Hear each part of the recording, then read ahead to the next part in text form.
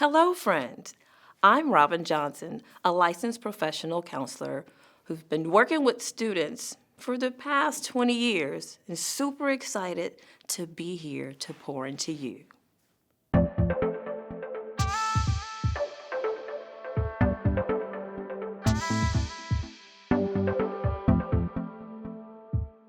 Today, we're going to talk about two words often used interchangeably, but are actually quite different. I'm referring to stress and anxiety. Stress is a feeling typically felt when you're faced with pressures that happen externally.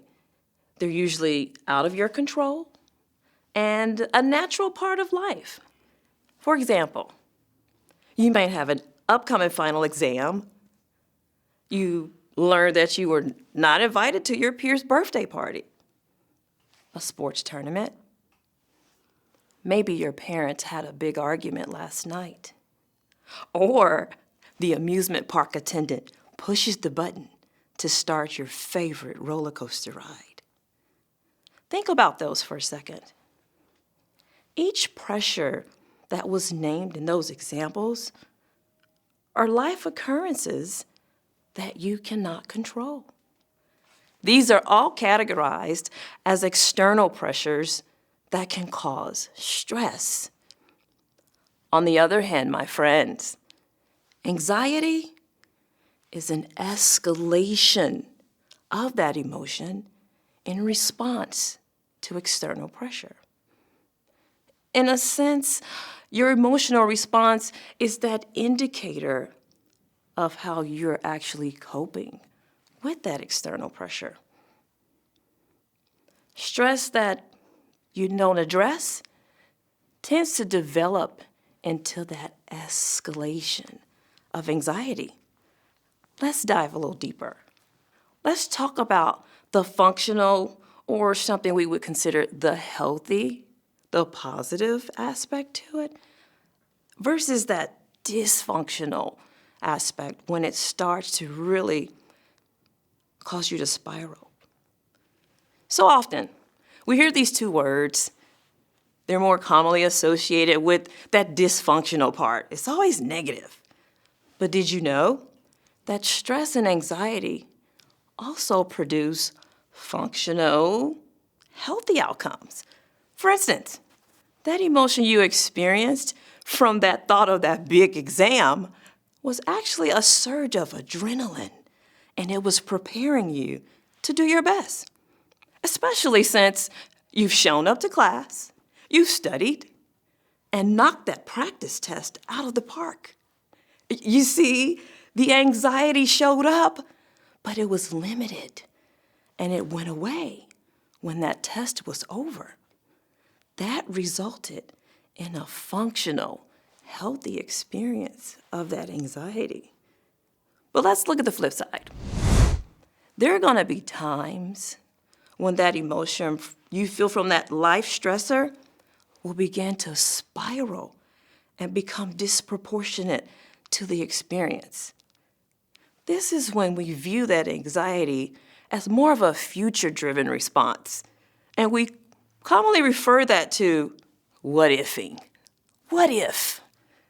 This can cause negative thought patterns that are followed by an intense discomfort and fear that can result in not doing things that you actually enjoy or experiencing things that are important to you. Your stress has now escalated into anxiety. One general key to coping with this stress and anxiety is awareness. Are you aware of what's happening in your body? Our bodies are directly impacted by these thoughts and emotions, which in turn, friends, helps us determine if we are handling stress and anxiety in a functional, healthy way or dysfunctional, alarming at times, unhealthy way. Being actively aware of general self-care habits, such as good sleep, nutrition, how you feel in that body, mindful practices, and movement. These are all simple ways to balance the impacts of stress. Now we look at that dysfunctional side and the effects it has. When we think of that dysfunction, we turn to the avoiding of experiences. You see, not having a self-care routine and not practicing a self-care routine can lead to escape or avoidance.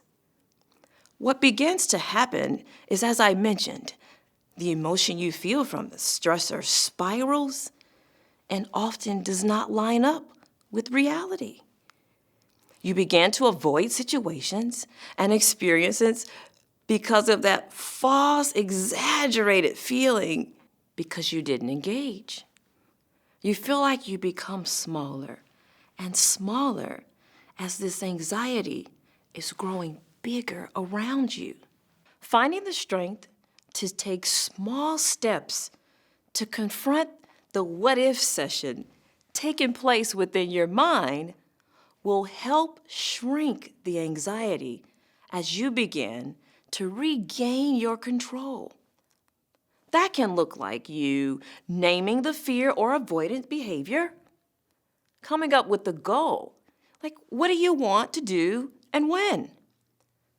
Breaking that goal down into steps, like steps on a ladder. Actually trying it out. So in closing, stress and anxiety are actually different. We just need to be more aware, recognize that you do have tools, and how you handle the stress is so important.